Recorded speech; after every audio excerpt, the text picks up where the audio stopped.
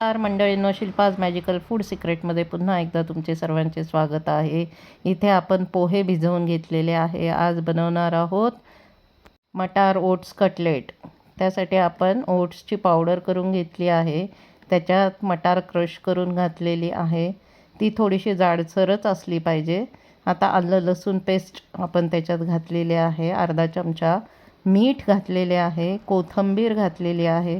हळद, धने जिरे पूड, लाल तिखट, जिरं पावडर असं सगळं व्यवस्थित घालून त्याच्यात थोडेसे पाणी घातले आहे. पोहे भिजवताना नरमच भिजवलेले आहे. त्याच्यामुळे त्याचा गोळा तयार होण्यास किंवा कटलेट तयार होण्यास मदत होणार आहे. अशा रीतीने छानपैकी ते मळून घेतलेले आहेत आणि आपल्याला आवडीनुसार आकार द्यायचा आहे कटलेट्सला. तुम्ही रोलसारखेही करू शकता किंवा चप्पट गोलाकार पण करू शकता. अशा प्रकारे मी हे कटलेट्स दोन्ही साईडने व्यवस्थित शॅलो फ्राय करून घेतलेले आहेत. त्याच्यामुळे तेलाचा वापर कमी झालेला आहे. कसे वाटतात नक्की कळवा.